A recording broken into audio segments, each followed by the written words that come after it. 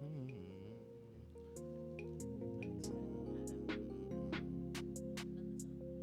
okay. Okay, cool.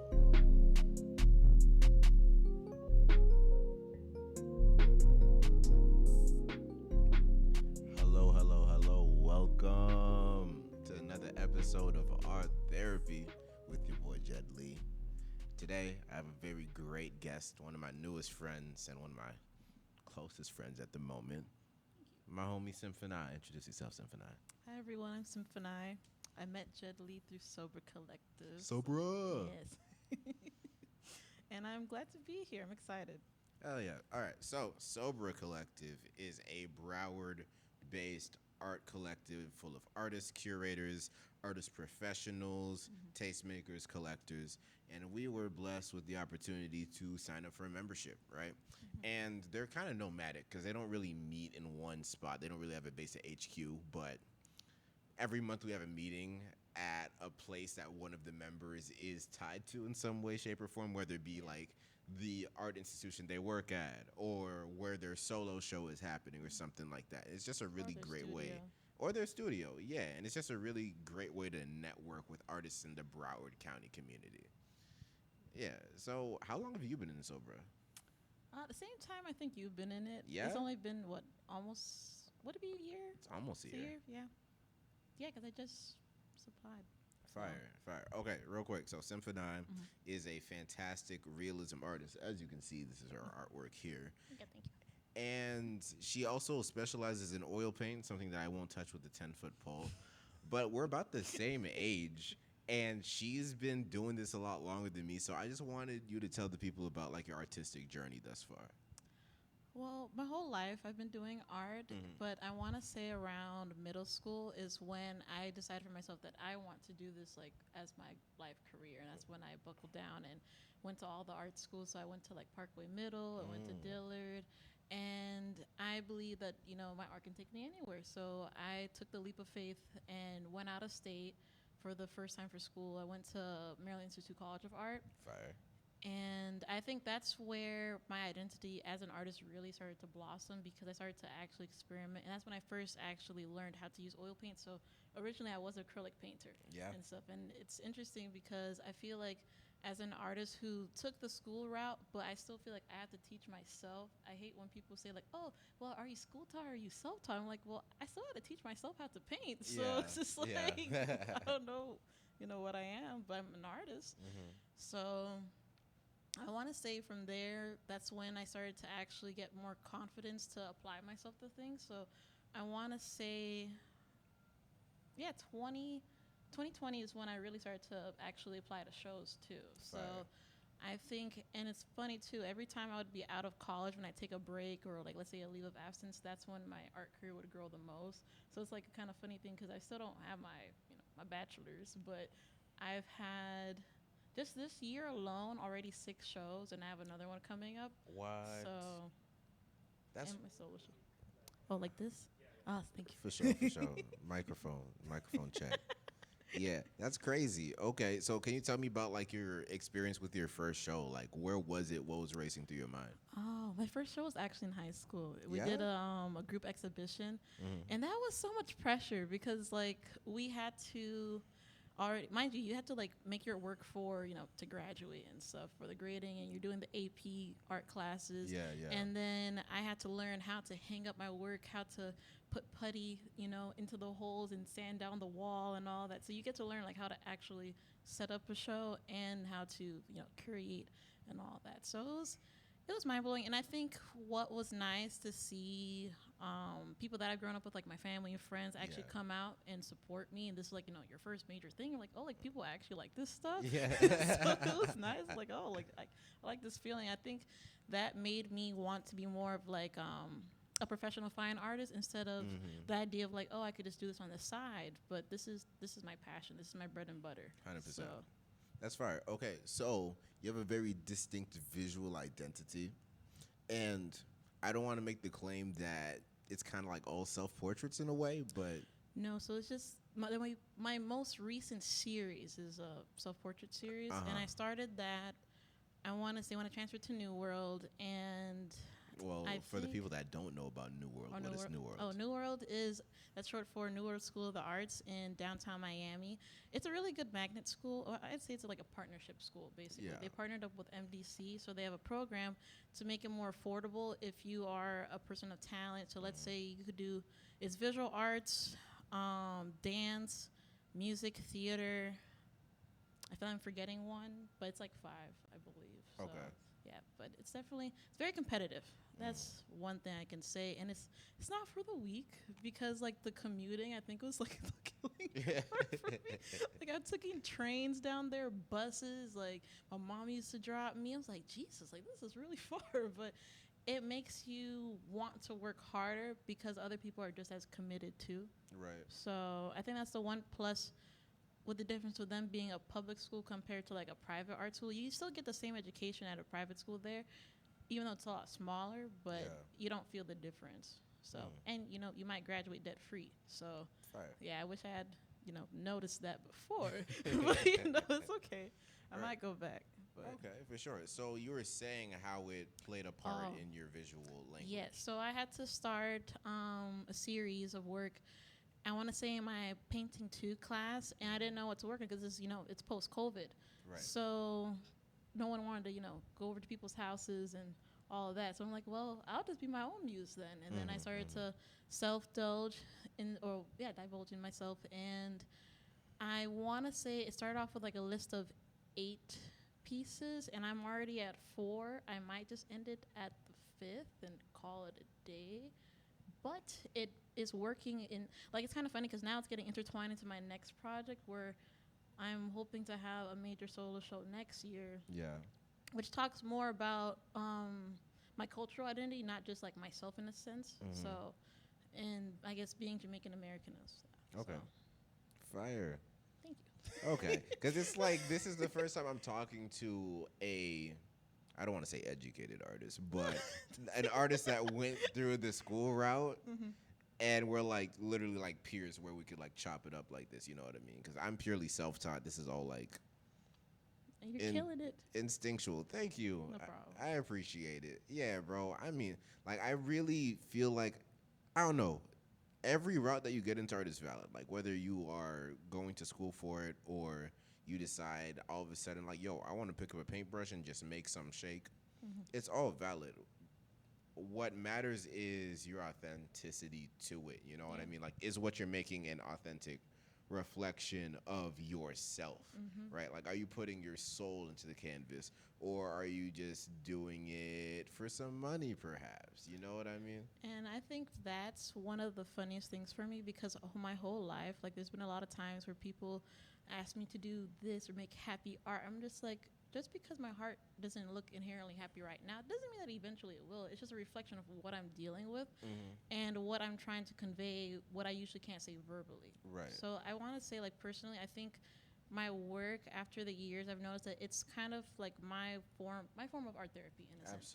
Absolutely. And it took me, I think, doing actually another artist talk to realize that. I was like, oh crap, like this is actually like, it's just me just having conversation and just hoping someone would like engage with it and understand like, hey, you're not alone. Like you're also in it too. So I think that's why I was actually interested with, not interested, I was actually excited to see someone react a certain way in the last showcasing. So I just did 2 shows at the 1310 Gallery. Right, yeah. And the last one was a mental health one. And I have my painting called Intramural Tears that talks about my mental health and like what it looks like in a depressive state of mine. And, you know, someone came up to me and she said, you know, I honestly felt like crying because this is how I felt going through postpartum. And that really touched me because I have a lot of backlash with that painting, which is kind of funny because it's like my most notable piece, or I feel like most people recognize me the most from that one. Which one is it? Is it It's shown not here. No. Okay. It's a taboo one. Wait. Is it the one that's like explicit? Yeah. Okay. Bro, but like that piece is so powerful. I wish that we could show it. We just don't know Twitch terms of service. You brought it though, and we're just like, should we? No, because like literally when I posted it on Instagram, I had to put so many hashtags and still censor it and say that it's a fake body just so it wouldn't get taken down. And it's funny that you mentioned that because I actually have a reel that I want to post of it probably this week. I don't know. But I'm just like, do I censor this? Do I just put it's a fake body and hope that people can tell? Because obviously I'm holding the canvas. Yeah. So I mean, I think it's a testament to how good you are at realism, at the fact that people can't tell. they can't tell it's real. You know what I mean? But it's an incredibly powerful piece, and I wish we Thank could you. show it. You guys should check out her page just to take a Yes. look at that piece. You can describe it for the audience. You guys think I'm a perv? So it's basically me in the bathroom scene in my grandma's house, which is so funny. But it's me stark naked, and my lower half is actually being eaten and destroyed by a creature that represents the I guess my actual depression. So it's a visualization of my depression. Yeah. And the creature at the bottom is myself, but with two heads, and both of the heads are hyena heads. And I like to, integrate a lot of African mythology and fantasy in my work. Yeah. So the monster is actually based off of Angolan mythology called the Kishi monster, where basically handsome men would lure women in, and once they fall in love, the back of their heads turn into hyenas and they eat them alive. Whoa. So this is basically where I tie it into myself, where it's literally me eating myself up from all the depression or like all the times I talk bad about myself. So that's how I actually feel in a sense. So Wow. Okay. So in that painting, there are like a set of peering eyes. oh yeah, so it's like the you make it look- I'm sorry. You're like the demon.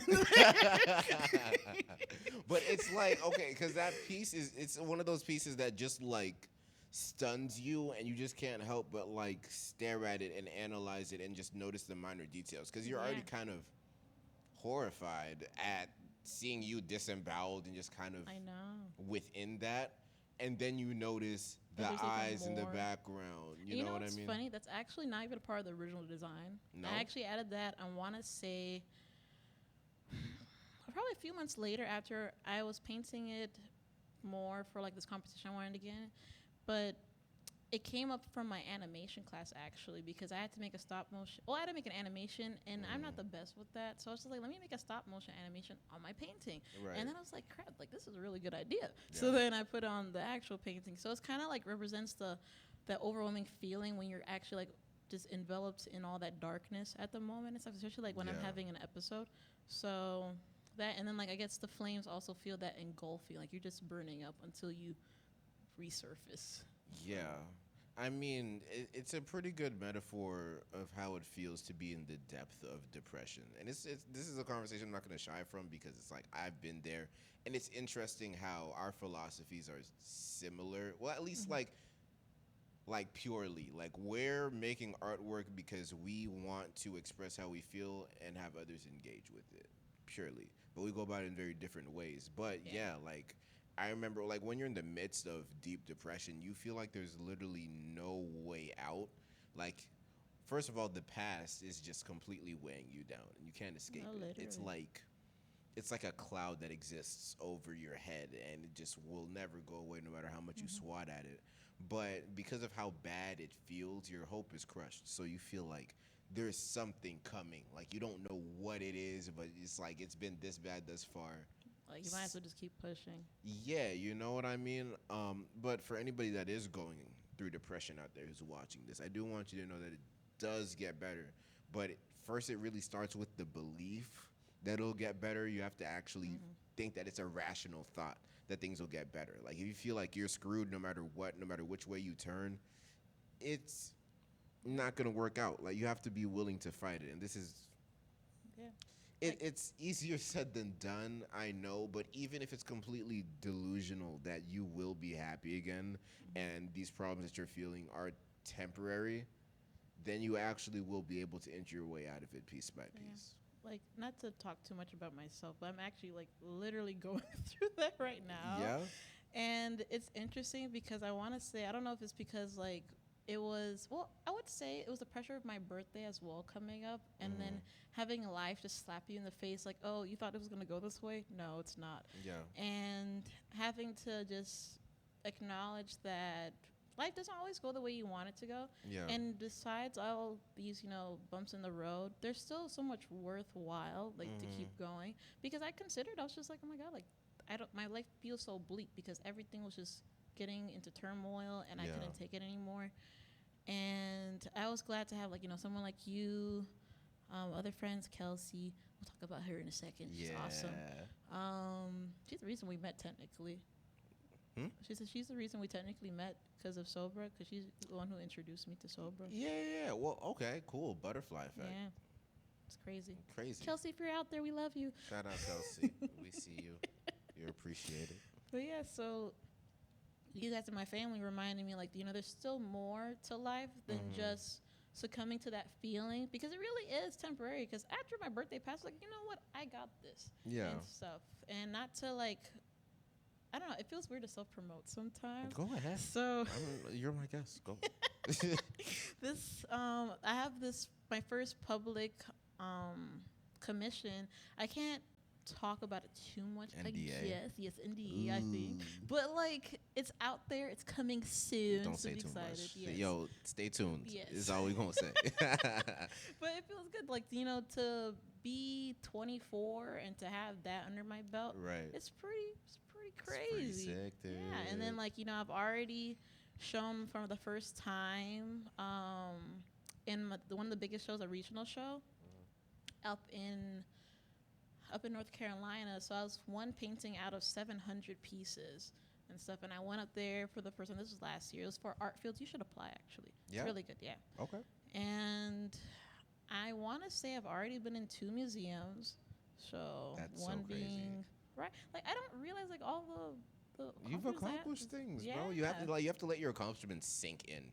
Like, I feel like, especially in the Caribbean community, it's like you do something good for yourself, and you're like, all right, what's next? Like, you don't even let it absorb into your like, skin. I think I'm a workaholic, and it's so bad. Yeah. So when I'm bored, I don't know what to do with my life, because I'm just like, why am I not working?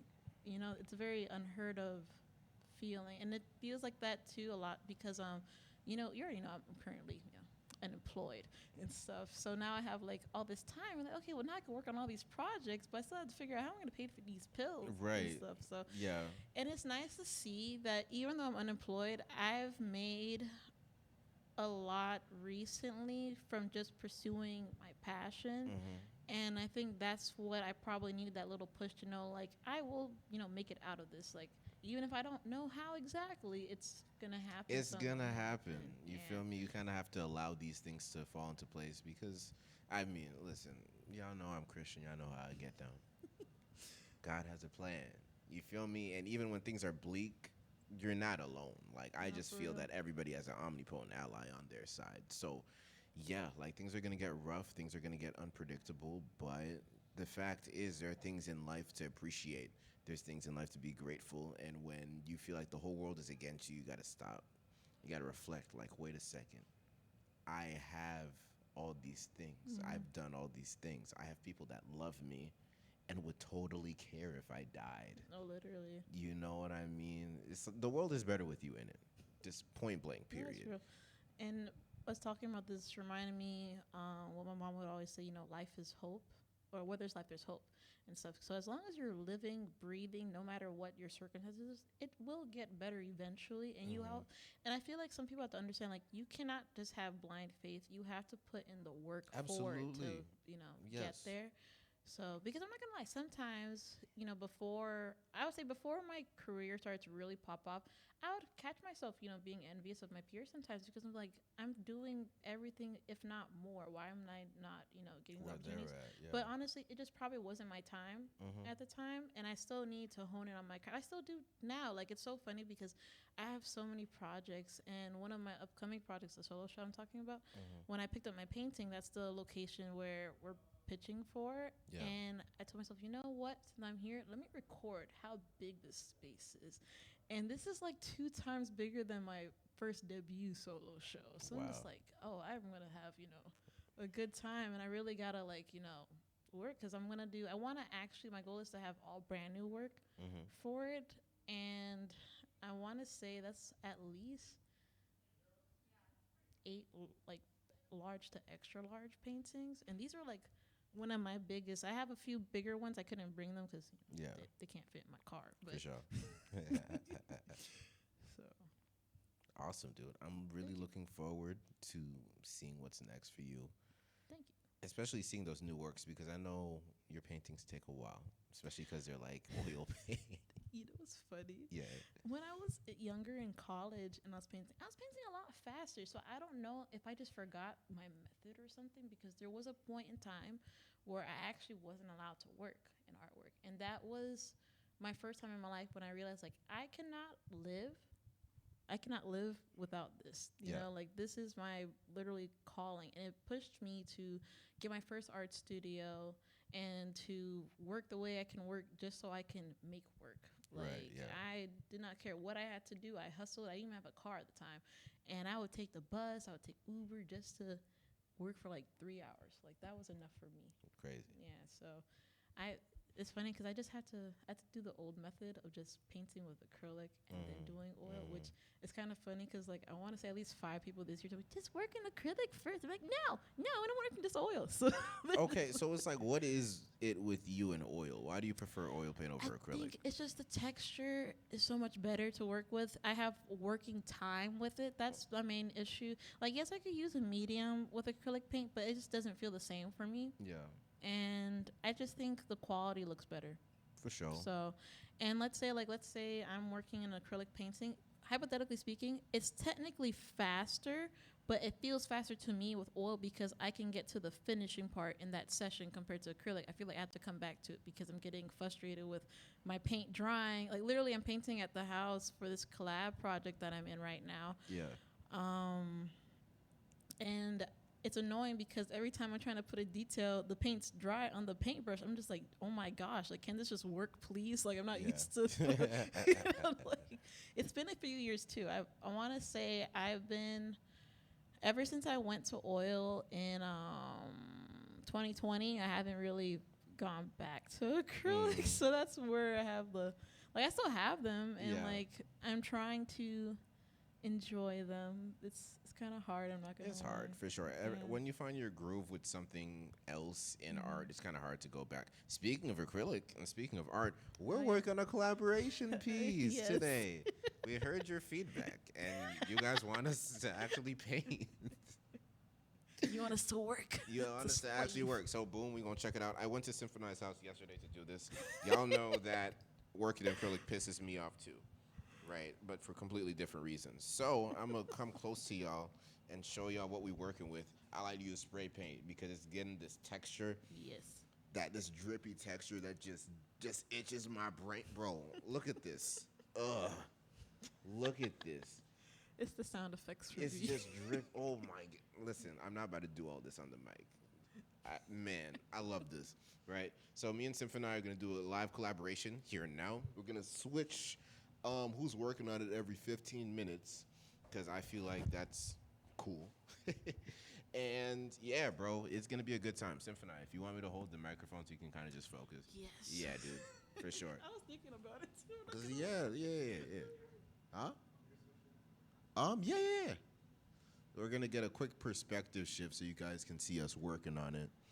So, like because we use a lot of I guess I do a lot of like semi-realism or surrealism paintings. I use a lot of references, so don't clown me.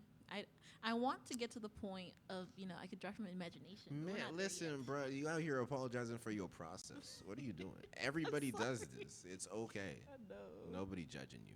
All right, so real quick, I'm gonna talk a little bit about Bailey wanna say Contemporary Arts. Yeah, so Oh, yeah. Symphonii is officially an alumni of Yes. Bailey Contemporary Arts, and I'm about to start my residency there. Mm-hmm. So like, she's kind of big sis, even though like I'm older than her. I found out that Are I'm you old. older? Yes, bro. When's your You birthday? you just turned 24. I Oh, turned you're 24 in right, you're July. right, sorry. I didn't It's even only a realize. month. I'm bro, you little sis. It's okay. But it's my dog. You feel me? So she just came from Bailey Contemporary Arts. I'm super excited because this is my first studio residency, and I finally have something to put on my CV other than a Heard. whole bunch of random art walks. Shout out to art walks though. If you're an artist that is literally just starting out, you just need the exposure, fam. Like literally, just start applying. Yeah. Continue to express yourself authentically, of course, but see what you can do about getting your artwork on a wall point blank period, because the first step is getting people to see your work and react to it, and that starts with your friends, your families, and coworkers, stuff like that. But like reactions from people that don't know you from a can of paint, That's what really opens your perspective because you're like, yo, y'all don't even have any type of bias, and you like this. This is crazy. You know what I mean?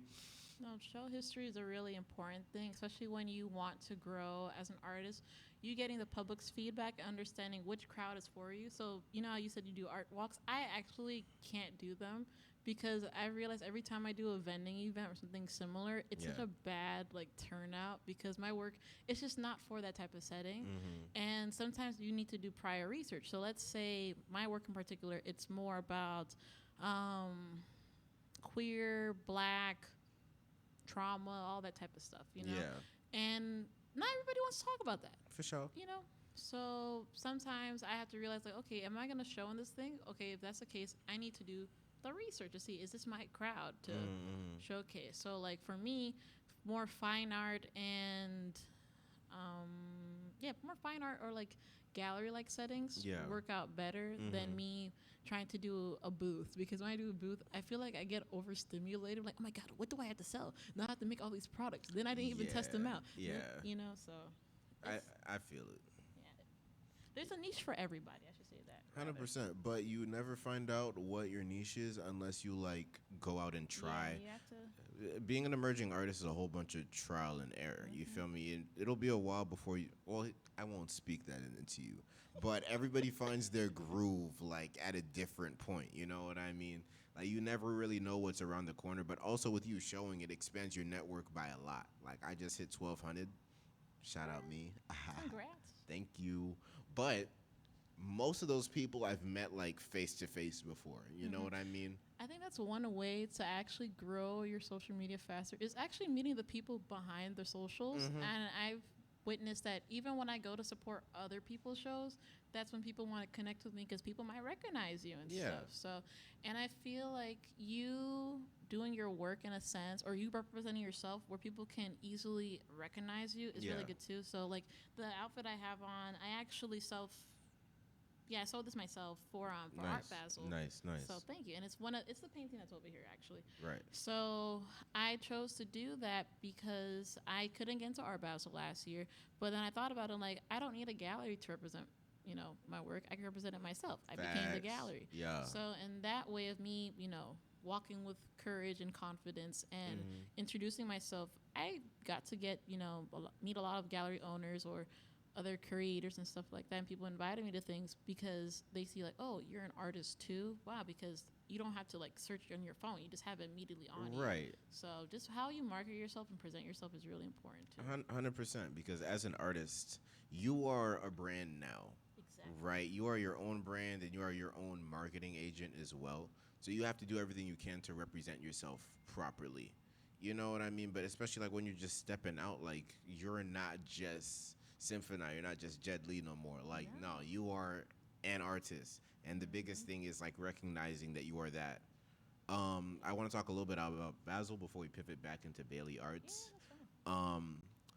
But yeah, like don't feel bad if you don't do anything for Basel. And that's not even just you, like anybody. Because a lot of the stuff going on in Basel is pay to play. Yeah. Okay. Most of it, if not all of it, is pay to play. That's what I'm saying. So Yeah. it's not even like, okay, like we're taking open calls for a pool of talent.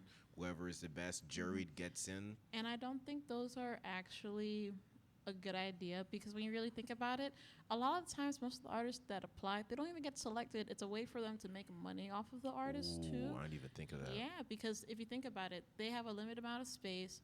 They have the open call. They don't cap it either. So any amount of people can apply. So let's say I'm looking for only 5 artists, but if 50 people apply, I made money off of all those Yeah, people. because there's a submission fee. Exactly. Yeah. And they get you that way. So I like it if it's one where, let's say, it's a free, submission, and then you pay upon getting in. Yeah. So you're paying to be represented, and that's fine. Yeah. But not it being where you have to pay, which, everyone has to pay whatever price they do. And I've done those sometimes, but sometimes they don't, you have to do the research. I think that's the biggest thing. 100%. And then I think this is the biggest misunderstanding that I actually found out after going to Art Basel myself, like outside of school and all, like just going privately. Yeah. everyone who's in Art Basel is represented by a gallery. So if you Literally. want to get into Art Basel, you need to get represented by a gallery. So Mhm. don't even think about Art Basel really. It's just more so thinking about how can I get myself represented by a gallery that I appreciate and respect. Right. That you know that's gonna have you in good hands. Mhm. So I feel like if you're an emerging, established, whatever career level you want to be a fine art gallery artist, go there, see the galleries that speak to you, Yeah. just get their business card. We're like, oh, I love the work here. Can I get the business card? That's all you have to say. Mhm. Sometimes if they don't have a lot, ask them what can I follow you guys on, Right. or something, or make an email list. So like after all the cards that I collected, because I collected at least I want to say 50 cards in like 2 days and stuff. Yeah, I went. My my legs were hurting. Oh man. Yeah, no, I was everywhere, Yeah. and I made an actual spreadsheet and labeled all of them of which ones actually work best for me, which ones are black owned, which Yeah. ones are queer, which ones are Florida based, so I could compartmentalize which one is actually a better fit for me to actually pursue instead of me just applying to everybody. Because the thing is too, when it comes to galleries, apparently they don't like it when you send them stuff because they get massive emails of Right. people's artwork. Yeah. So you just gotta scout them. You have to, and also like trying to develop a natural relationship with them, because yeah, as you said, they don't like just getting a random email like, "Oh, here's my portfolio." Like, imagine like being a SoundCloud rapper and running up on like Jay-Z or something like, "Hey, bro, check out my mixtape." Like, They're listen, gonna look at you sideways. like, yeah, like there is a way to approach things, and I feel like by you finding a gallery, especially one that's local to you, and just kind of frequenting there and building a relationship with the gallerists or the gallery owner naturally is the best way to go. But what do I That- know? I'm not represented by a gallery. Not I'm yet. not We have yet. to put it in the future. Hallelujah. It's happening. It'll Yeah, happen. like literally, and it's so funny. I feel like the ways that you actually meet gallery owners or people who are like, just go to their events. Like I went Literally. to Namandi Contemporary the Oh, other freaking day. love Yes, Namandi. they're amazing. Yeah. But it was so interesting because like I've been plotting on them for like so long, and then they had a fish fry not too long ago. I said, you know what? I'm gonna go to this fish fry, Mhm. and I got there stupid, like black people time. So I got there late. It was still going. I'm like, Hell okay. yeah, it was still going. I met a lot of artists there, and I met oh my god, I can't remember her name right now, but she is in charge of oh my god, it's the art gallery that's up in West Palm. I can't remember I'm having a brain fart right now. It's okay. Yes, but she's really cool. Mhm. But I actually met the owner of Namandi, and I think Namandi himself. yes, him and whoever else runs it. And I told him straight up, like, I'm an artist, and it's been one of my goals or dreams to actually show with you guys, being that you're one of the very few black-owned galleries If in not South the Florida. only, No, I think there's it's the only another one one. in Miami. No, youth galleries, Oh, Youth Concept Yeah. Gallery. I met him before. I met cool. his name's Dope. Yeah. literally. Yeah, his name is Dope. Like, that is his name. Yeah. Shout out Youth Concept Gallery. Shout out Namandi Gallery. Yeah, 100%. You got to see who, because it's like, it's one thing to be represented by a gallery. It's another thing to be represented by a gallery with your best interests. Exactly. Like, if they see you as a cash cow and it's like, yo, make me some work by this deadline point blank, like, come on, ka. Like, That's one thing. But if you have like an actual relationship with them, because it's a business at the end of the day, and they gotta pay their rent too. 100%. So it's a little transactional, but it's like if you can navigate a transactional business with authenticity and mutual respect, that's the biggest thing. And I think just understanding it's a whole game you're playing, You want to get represented? Okay, you got to pay to play. You want to get into these bigger things? You got to, know how to network at it. And I think that's the interesting thing is that I've noticed the way if you really want to get to know how to get certain opportunities, you just need to come out your shell and get to know people. Right. Because there was a time in my life, I literally was a studio rat. Like, I wouldn't come out. I only went to my house, in the studio, and work. I didn't socialize. The most you see me socialize is online. And I didn't realize how bad that actually was because, people would be doing things. People want me to support them. It's like, I'm sorry. Like, I'm doing, like, it's good to do that. Yeah. Don't get me wrong. But sometimes it's just like, you need to socialize. We're human beings. Like, that's a part of living. But that's how you really get to know people and get Right. to know what someone else is doing, how they put you on. So, like, the last show that I actually showed, I got invited because of the last show I was in. So it's just like that. Like, the timing and just being there for others and being there for yourself. Like, show up for yourself. Right, 100%. Like, if So- you're too tired to go out, stay in. But at the same time, like, if you want people to support you, they're more likely to support you if you go out and support them. Exactly. It's like a mutual respect thing. Like, and showing up for people like how you can is the most important thing. Like, it doesn't have to be monetary. You just being there. So, like, when I had my first solo show, which was actually through Baylor's Contemporary Art Center, I was shocked. I'm not gonna lie, to see how much of my actual peers, like friends, came and showed out. I was like, Yeah. oh my god, like it was. I was shocked, like because some people I didn't even think would come, they Yeah. came. I was like, oh my god, you're here. That's so crazy. It really makes you want to do it more. Even though it's kind of funny because I'm a social butterfly, but I don't like having the spotlight on me. So in that instance, I was freaking out because like, oh my god, like everybody's here to talk to me. Like this is this is a Yeah, lot. yeah. So you do have to get used to that. But if For you sure. go outside, and socialize more, it gets easier day by day. So you definitely just have to show up for yourself. I think that's the biggest thing because even sometimes I catch myself self-sabotaging because I'm like, oh, I'm not going to get in. And I kid you not, the applications that I have, like, low-key the least amount of faith, that again, that's what I get in. I'm like, oh, That's so crazy. yeah. Like, I didn't think I was going to get into the residency. I didn't think I was going to get the public thing and all these things. So it's just, you just need to apply because you never know what might happen. And then this is the interesting phenomenon too. Just because you didn't get selected for that show does not mean that people don't see you because a lot of Right. people actually get a lot of invitations to further shows or other opportunities, whether it be like a commission or they want you to do this project and whatnot because people see you. They have to look at the work the whole jury process. Right. So don't be disappointed because you're going to get a lot more no's than yeses, but it's going to count either way. Just do it. Facts. Let me get up in this painting, Yes, bro. please do.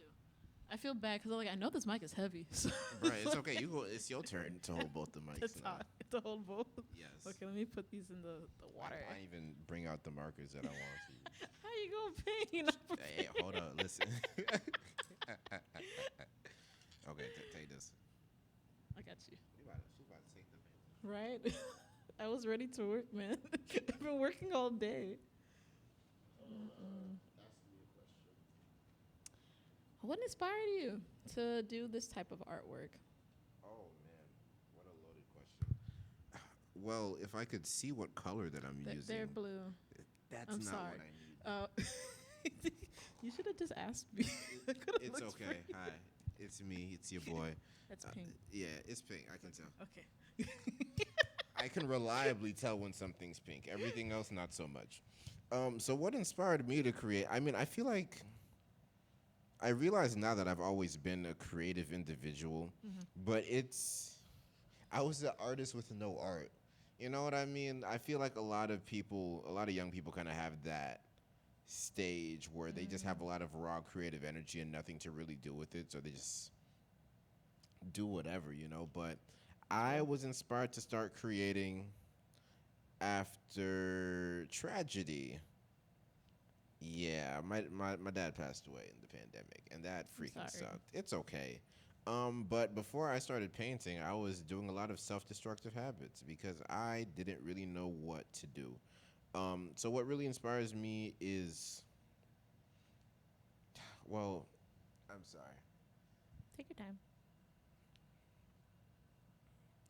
I was really lost. I was in a very, very dark place, especially because not shortly after my dad passed, something else equally as traumatizing happened, and I couldn't even focus on that.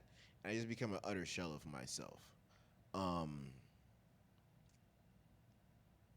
And yeah, even my faith in Christianity just evaporated. You know what I mean? So I was a complete blank slate. I didn't even know how to socialize anymore. I just felt like a caveman.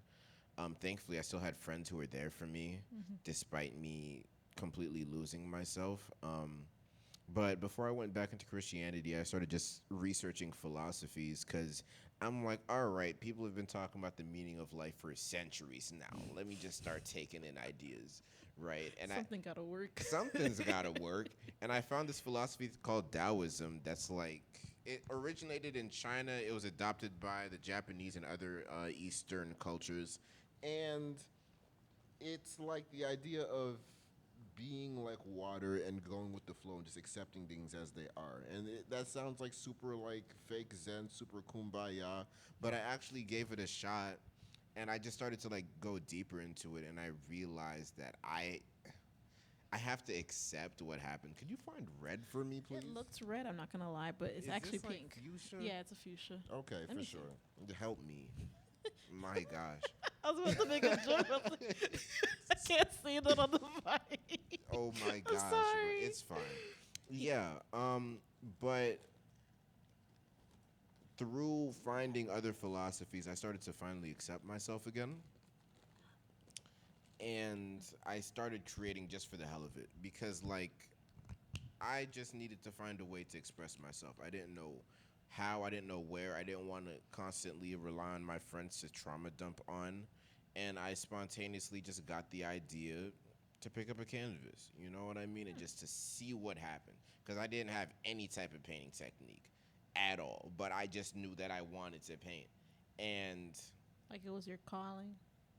I didn't see it as that Oh. at the moment. I just felt like it would make me feel better. And it did.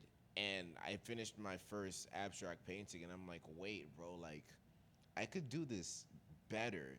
So I just did another one. I'm like, "Wait a second. I want to keep outdoing myself." And it just like gave me this light again. You know what I mean? Like the joy of creating something, to put something on this earth that didn't exist before, to take something from my brain and put it onto canvas. But the thing is, like, I never would really fully plan out my pieces. They would just kind of come to me. Like the colors would just come to me. And I would just let them flow through me. But I could only let them flow through me if I was taking at least somewhat decent care of myself. So self care is one of the biggest.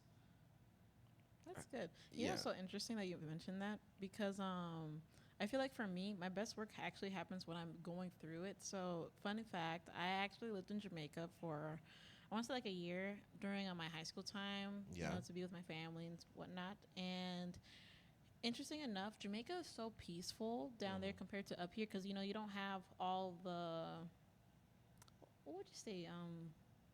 My God, it starts with a C. I'm having a brain fart. You gotta help me. Crime. No, not crime. We have a lot of crime. I was just, Oh my gosh. Okay, we're gonna get back to that word. okay. But basically, you don't have the whole consumer, you know, Consumerism? Yeah. So Okay. you could just live life. It doesn't matter what stage you are economically speaking. There's no capitalism. Yeah, that's what I meant. Yeah. I was like, I know it starts with a C. Can you find me purple, please? Okay, I got you. But There's down also more in, there, like, in I here. couldn't. Okay, so let me look in here first. There's this type of purple. I could rock with that. Yeah, it's new. But down there, I actually couldn't make the artwork to the skill level that I know I'm capable of because, yeah, you got to pull. There you go. Cool. Because it was so peaceful. So I basically thrive in turmoil, apparently, when it comes to work. But I think it's because I'm basically escaping from my reality in my work because most of my work is fantastical. It's not supposed to be something that you can exactly picture in real life. So like just like this painting, you would never think I'd be, you know, in a bathroom setting with a peacock, you know, that sounds kind of weird. But, you know, or this one, this is my favorite little creature on this one. I have a dwarf caiman. I don't know, you see on the side? Yeah. So a lot of people, you know it's a crocodilian, but I chose a dwarf caiman because it represents this painting in a way where, because this painting is actually about sexuality, and I like the idea of the dwarf caiman representing the impeding danger of the act of sex, because you really don't know what you're getting yourself into when you're dealing with that, because you know if you're not protecting yourself, let's say you get pregnant, you could catch an STI or STD. Right. So that's why I put the dwarf caiman there. It's just like the impeding danger of you risking it just for that few moments of pleasure, really and truly, because that's what the life we live in today, sadly, that's a lot of that going on.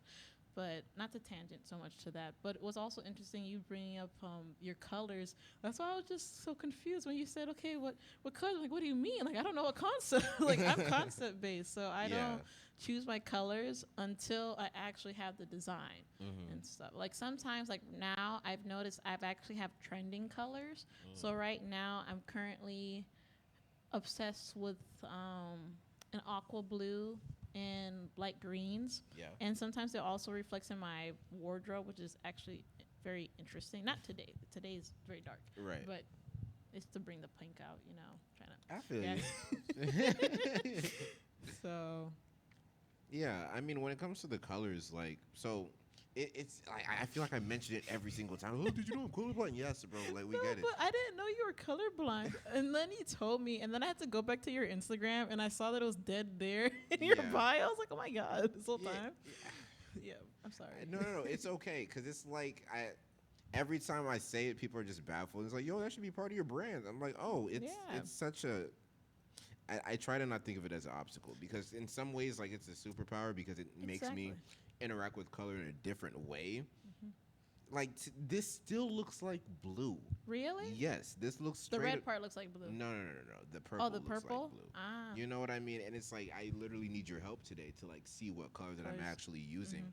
But regardless, like it, for some reason, like trying to engage with these colors just stimulates my brain so much.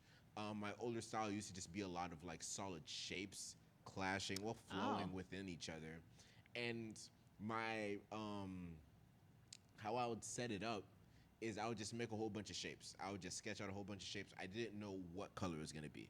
I would just start with a single color and just see how I would feel from there. So it's always been a very intuitive process with my color selection. You know what I mean? It's just what colors are making me feel the most alive right now.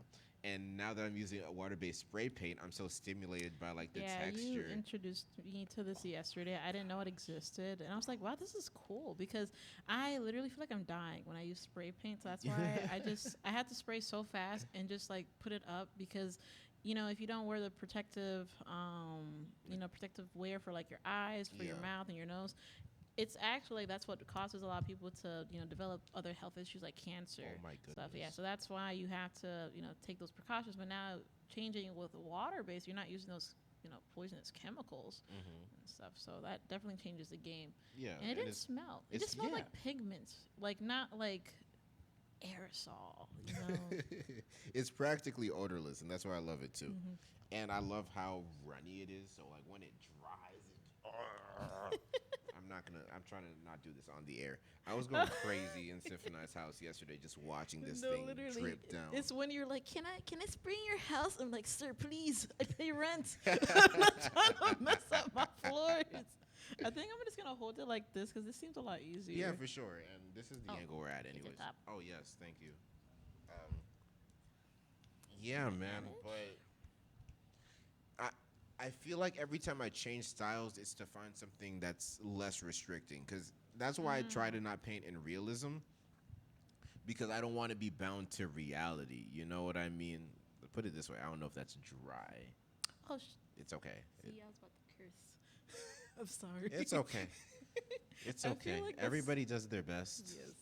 I think the reality of being an artist is half the time we're such potty mouths. Like, I think that was the funniest thing to me actually going to art school, finding out that your professors also curse. I'm like, what? Yeah. 4K? How unprofessional of y'all. Well, it's art. I don't think it's ever really like, yeah, there's rules to it, but the thing is, art is up to, the wielder.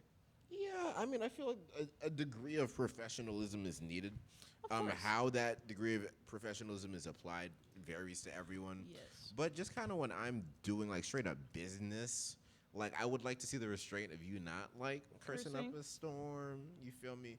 Yeah. But like, because everything is branding. You know what I mean? Like, so right now, like my brand is leaning a lot more into like my faith, even though I make abstract art. But it's like, well, y'all see how I get down like on my story. I think that's actually more realistic in a sense because when you think about it, when it comes to Christianity, you're not supposed to technically have an image for God, right? So I feel like instead of us idealizing a certain race to represent a certain, person and so on, deity. So it's just like it makes it more convoluted. Yes, and this more understanding where it's just like this being, this omnipresent being, is always among us. And if you think about it, I think abstract makes more sense because you could see it as like atoms, you could see it as air, like we're just existing in it compared to it being a person, something tangible. Yes, exactly. Like that's a really dope perspective. I want to patent that low key. That would be kind of cool on a shirt. That But would then they're be. gonna think I'm religious. I mean, hey, bro, it's never too late. Not too late. Here's one thing I realized: we're always like changing and reshaping ourselves. You know what I mean? Like the version of myself now is just an idea that the version of myself 3 years ago had. You know what I mean? Like I That's would true. never think that I would be getting this far and I would have a network and people that literally just show love to my work. Like me being able to like show work or like do origami for someone and just seeing like a huge smile on their face. You know what I mean? That's such a gift. No, it really is. I think that's what actually pushed me to do more. Show wise, you could probably work Yeah, on let's the side. get on here. Yeah, Yeah, because let's I get think it. this Hold one's on. easy. Matter of fact, let me find all the colors while you're Yes. talking. You know what I was thinking about? What's up? You should make a chart and like actually just put a dash for each painted marker and just write the names so you know what color it is. I mean, they have labels on them. I mean, yeah, but you know what? I'm not gonna say anything It's because okay. I'm It's about to okay. diss you on the mic. I be getting dissed all day, every day by the homies. Nothing can hurt me anymore. Okay, Richie, that's They good. gaslight me. Not the gaslight. They be like, "This is red." I'm like, I know what what blue looks is, like, right? bro. Like you can't. But you know what's funny? You're actually not the first colorblind person I've met. I've only met one other person. Their name is Blue. They're actually, I believe they're a Nigerian dance artist. They're really cool. They're Miami based too. Nice. But I kind of felt bad because I was really ignorant at the time being, and I asked them straight up, "What do I look like? You know, color wise?" I've gotten that before. You gotten that? Yeah. Yeah, but I think I believe they're full spectrum like colorblind because they said I just look gray. Oh, that's Yeah, crazy. so it's very interesting. Like there's such a spectrum, and it's really rare because the fact that I've traveled throughout the states. I went to other countries. I've never met other colorblind people other than you and them. So it's just you're very rare. I'll just Thank say you. that. Yes. The sheer irony of her being named after a color. Right. So isn't that kind of crazy? Shout- But it's spelled BL I think UE, but it's pronounced as blue. That's how blue is spelled. No. You mean EU? You. Oh yes. Sorry. You guys didn't hear that? Shut up. You're making me curse on the mic so bad. You're like, damn. See? I'm sorry. No, it's a safe space. It's a safe space, I swear. It's who I think we're like, wow, she can't spell. But she spelled it right. But that's the day spell.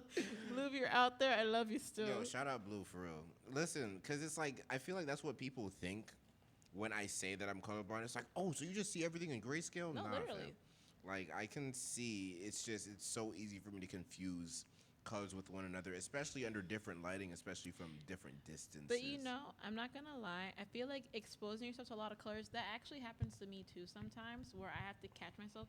So that's why lighting is very important in your studio. So usually, in a professional studio setting, you would want to aim for a neutral or like an office white, I guess you could say. I forgot the specific term. Sorry. Yeah. For it, but sunlight yellow is good. But the problem is if it's too. Oh, that's a big marker. I know. I'm a little intimidated. You want to test it out? But because it's rectangular, Or too. So you it's could do like, it at an angle. You can make a I'm swoop. not, I ain't You're even not ready. gonna try it? I ain't Okay. even, I'm going to do it. I ain't no, yeah. Well, look at you. That's crazy. Restraint. This is really good for like underlayer. Like I feel like Yeah. if I layered on top of this would And be then fire. it would be cool because then you could even put where some of where I might paint over. Yeah, And you know, it's interesting. This red is actually more accurate to the red that's here. 100%. Look So at glad us. my phone is not too heavy. Look at us in the process. I don't necessarily like what I just did right there, but that's okay. That's what we have paint for. That's why we have paint. Listen, if you make a mistake on your painting, You can just paint it over. yeah, but it's like if you're still pissed off, just leave it alone. No. Well, yes, I would say take a break because Yeah. like that painting over there, believe it or not, I painted my face 4 times to get it where I want it, and it's still not right in my eyes. Damn. The lips I have to fix, but it's just interesting because sometimes you have to acknowledge that you aren't at the skill level you want to be, but you could work towards it.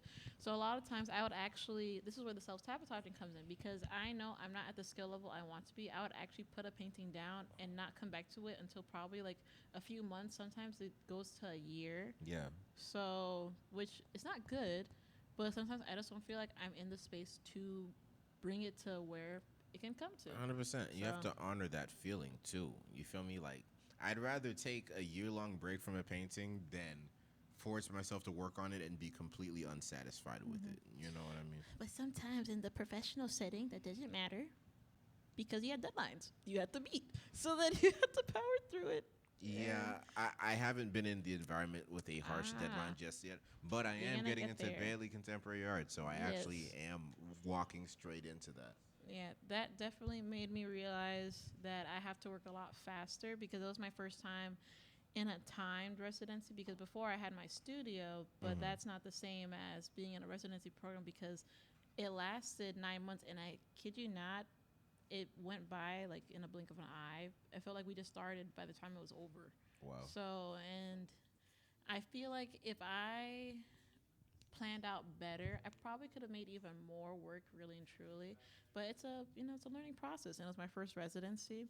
So me saying that, I definitely recommend emerging artists that haven't feel like they've been themselves or been working for their craft. Right. Take that leap of faith and apply, because I think it was really interesting too for me because I was the youngest artist during my year, so I felt like I guess the little kid in a way, and then people would give me knowledge about what they've went through as a professional artist and what I can take from that and learn from that to bring my career or improve it myself.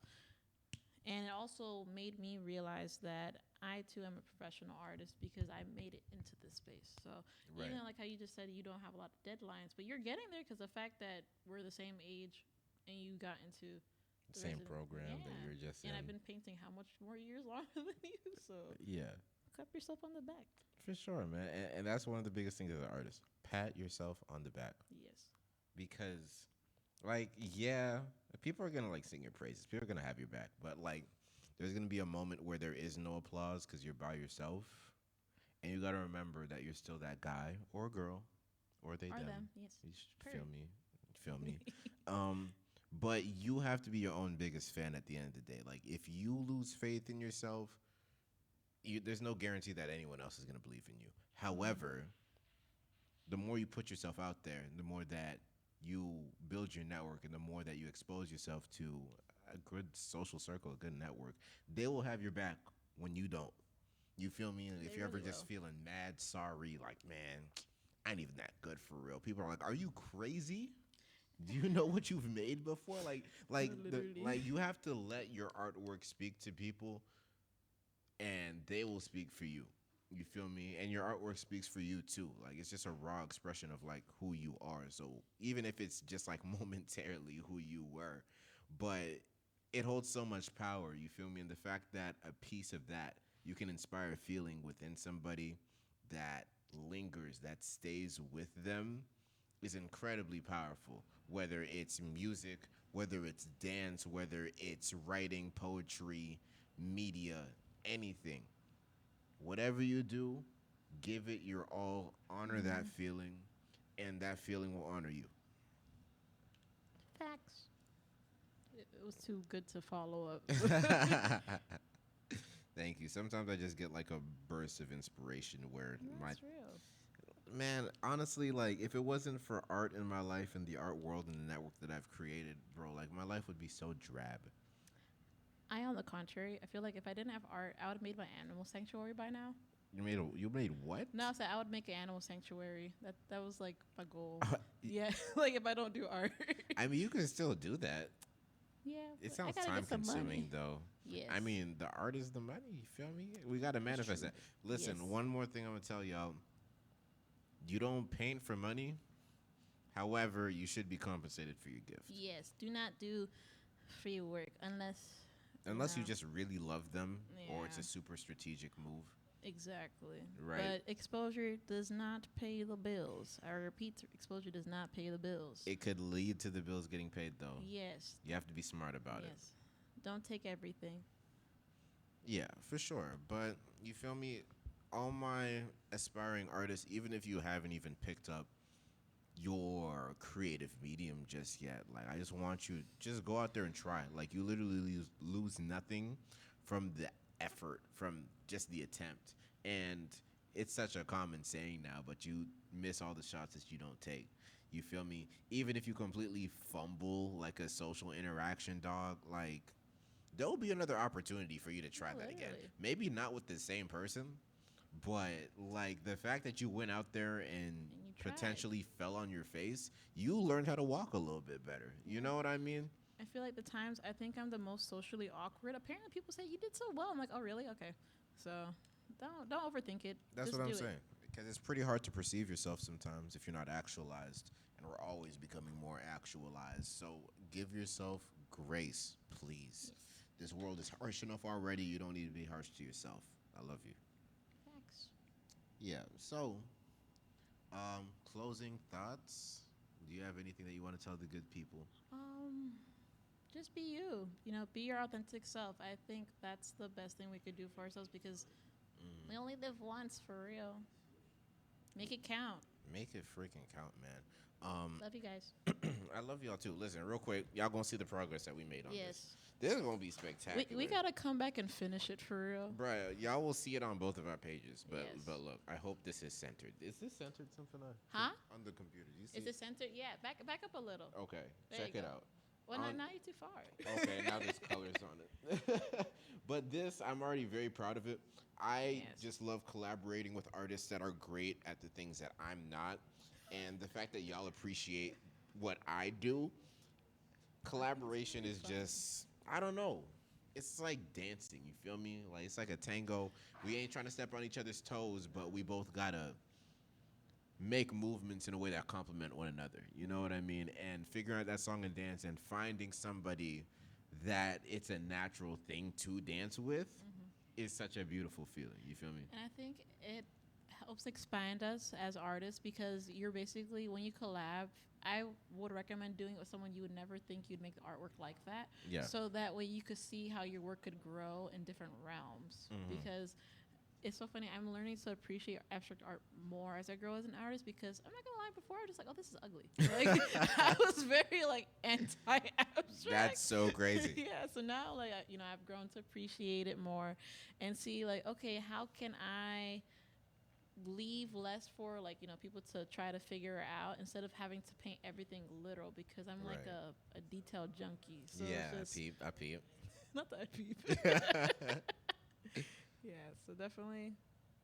For sure, because I can't do realism for the life of me. I think I'm completely shy away from that.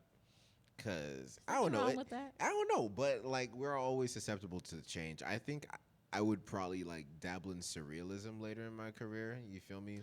You could do like the illusion of, your swiggles making a form. It doesn't have to be. You can make the swiggles like as illusion to make the form appear. It doesn't Yeah. have to be an actual human. So I think that's the whole idea of the impression of it. It doesn't have to be the literal actual thing. So just like when I do certain details, I'm just doing a swift brush stroke. I'm not Right. doing the actual thing. But as long as it registers in your brain that you understand what it is. That's my whole goal. For sure. So. Real quick, Yes. before we go, do want to talk real quick about Bailey Contemporary Arts, Laura Atria, and Kelsey McQuaid, and their effect in your career. I think they probably have the biggest effect right now for me to realize that I can do this. Especially they've been pushing me to, go hard. So I'm actually so before this collaboration, Yeah. Kelsey invited me in a collaborative show from Liv Cook, who's also another amazing artist. And she's also another, Bailey Right, Contemporary yes. Arts. She's my co-artist in yeah, residence. your fellow studio mate. Yeah. So that show's called Look at What I Made, or Look What I Made.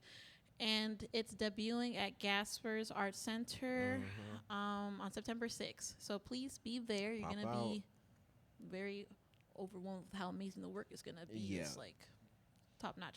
But with being in programs like that and meeting, because me being in Bailey's Contemporary, I actually got to meet Kelsey, who helped me apply to even more shows. Right. I like how you put it there. That's smart. For sure. I'm so casual. You're Yeah. so casual. Just put it right there. And she's amazing because, you know, she does the consulting. She's also become a friend that I didn't realize I really needed to Yeah. really believe in myself more and to make me realize, like, hey, you are a great artist. Yes, same things might not be popping up right this very second, but they're going to, like, you're planting the seeds, you know? She's like that person that helps plant the seeds. And then Laura is also a good person to have in your pocket or in your head because she holds a really powerful position where she does a lot of, like, you know, the public things, and you being in the residency, she'll send them to you like, hey, there's this artist call, apply, because you really never know. You never know. And you might just get in. And that's how I got into, I want to say during the residency, I was in like 4 to 5 shows. I did a mural during that time. I did a mural while doing Jazz Fest, which was honestly insane. I do not recommend same time, but you know, because like in the day I have to go mural, in the evening I have to go be on the beach. And That's then, a lot. That's a lot. I was burnt out, but it's definitely the push that I needed as an artist to know that I can make it. I can become who I want to be as long as I believe in myself, and I know that there's people like them that support. 100%. You feel me? So you keep on believing yourself. You keep on putting yourself out there. Keep on being authentic to yourself. Yeah. The support will come. The support will come. But you also got to be willing to support others Exactly. because the divine balance of things will return that to you. So just go out there, be a good person, show love, show enthusiasm, show curiosity, and honor that feeling. Man, this is a good episode. We actually I made don't it. want to go. I don't want to fight through that Miami traffic. Nah, bro. I mean, we can go get some food. Fair. Easily. All right, for sure. Hey, listen, Miami Community Radio, Art Therapy, Symphonii, Bailey Contemporary Arts. Listen, shout out all the good people that are watching this right now. If you're watching this right now live, I love you. If you're watching this on YouTube, I love you too. Big things are coming, all right? But first, I just need y'all to believe in yourselves. Honor the light that exists inside of you. Please, shine it on others. It will be reflected back onto you. Stay Facts. lovely. For that outro track, shout out Game Boy Keem. Shout out my friend Shan. He made this beat.